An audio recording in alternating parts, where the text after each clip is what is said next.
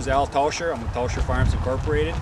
This is a second generation farm that was started over 50 years ago when my mom and dad got married. They bought their first farm right away. We bought a second facility about 30 years ago, and that's where our expansion started. By that time, myself and other brothers were old enough and interested in continuing on with farming, so we realized we needed more animals and more acres to continue the family tradition here. I farm with 4 other brothers. 3 of them are directly involved in the daily operation of the farm. A 4th brother assists us with management decisions and bookkeeping, and also does a lot of research for us with future technology that we are always interested in finding. My brother Mark, the youngest of the family, is the herds person.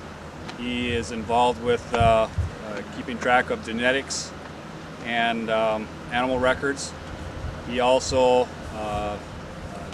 in the last 2 years, we made a transition over where he takes care of all of our wet calf raising, and also on his own is dabbling with a steer project right now.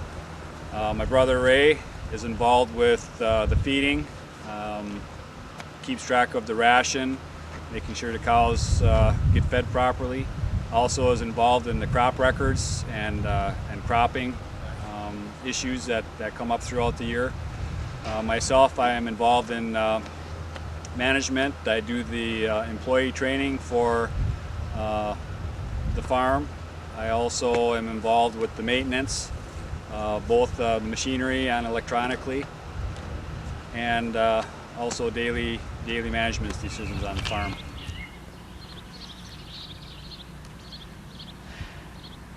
This is our heifer facility. This is where all the young stock are housed and raised on the farm. This houses animals from 10 weeks old up to about 24 months old. With this building, we went with T5 fluorescent technology for the lighting. It has been very efficient for us. In the nighttime, just 10 small fixtures in this building illuminate the whole building very well. So it is a very easy building to light. And in the dairy industry, we're always looking at long day lighting. So that was another feature that we enjoyed with this building. We have learned to feed our animals a little bit different in this building. They seem to use the feed pretty efficient, and we are noticing that there is some increased growth rate in the animals that we house in this building.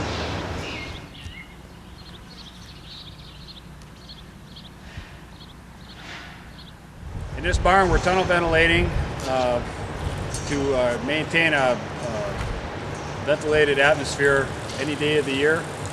In wintertime, these doors behind me here are closed because of the coldness of the environment. We don't need to bring that much air in. On the opposite end, we're only running 1 or 2 fans maybe, and they're hooked on humidistats, so they will run faster when the humidity levels rise in the building. There are vents up on the end wall where the fresh air comes in. In the summertime, all the doors here are open completely to allow for full airflow through the building. Our air is drawn in through that end. There's our fresh air intake. It exhausts out through the fans on the opposite end of the building. We're bringing fresh air in every day of the year here to maintain a good environment for these animals.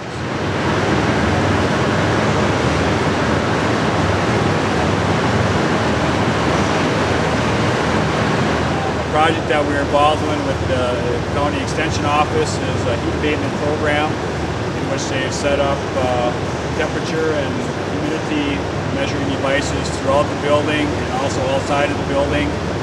And hopefully at the end of the summer we'll be able to see what the results were, and that'll tell us exactly how well of a job we've been doing with clearing the air in this building.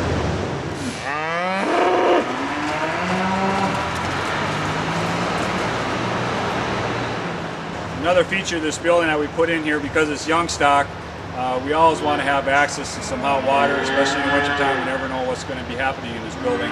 So we built a room here which we can heat in the winter.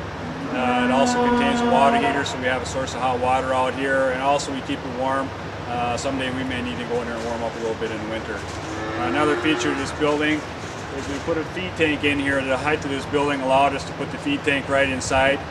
That supplies our extra corn and supplemental needs that we need in this building for the young stock, it was a bit too much of a hassle to try to make a small TMR batch with it, and the animals are doing very well off of that just by top dressing that on their feed ration after the TMR measures.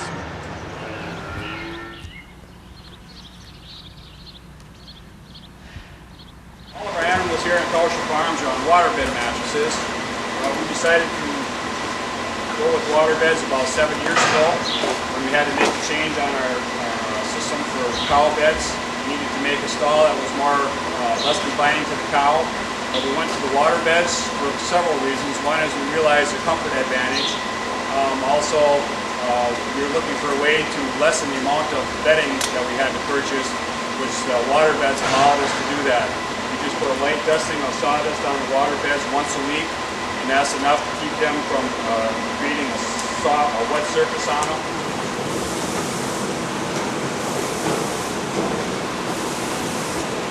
The maternity pens, where we freshen the cows, are try to keep those as clean as we can. Cows are brought in there approximately 12 to 24 hours before they are expected to have their calf. We freshen them in there. The calves are then removed, and after they're fed colostrum, they go to a farm off-site here where they're raised for the next 10 weeks.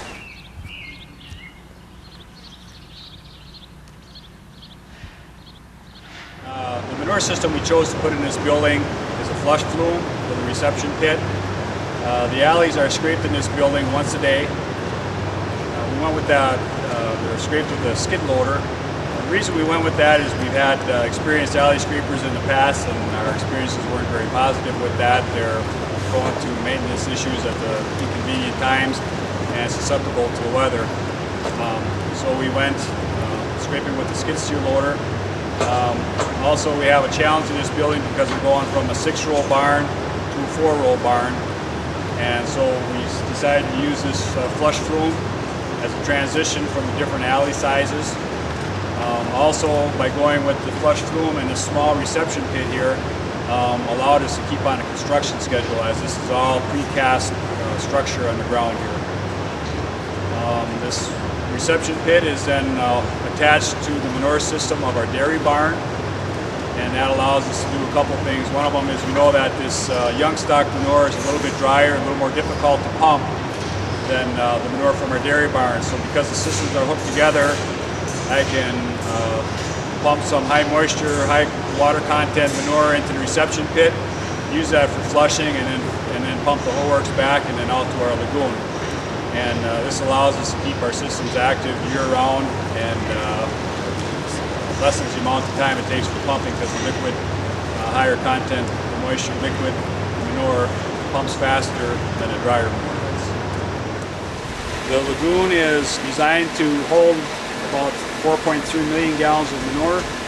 Right now we empty it twice a year. When we empty the lagoon out, we agitate the lagoon, and then we pump the manure through hoses to our fields where it's injected directly into the ground. We did leave some space next to our CoverAll building. Our plans are to possibly build a digester and try to get a little more value out of the manure, mainly to supplement the milk income that isn't always there based on market prices.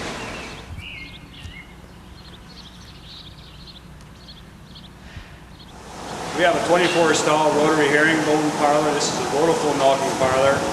One of the unique features of this parlor is that everything that rotates here is actually floating on water. We're able to drive a structure with 24 cows on it with just a 3/4 horse motor. We milk 3 times a day here. Our milk average is about 83 pounds of milk per head per day. For a 2-person crew, it takes them about 4.5 hours to milk all 235 cows, and that includes pushing the cows into the holding area and scraping the alleys with a skid loader. When we prep our cows and when they come in the parlor, we use a pulley. It's called a pulley system. It's a mechanical brush.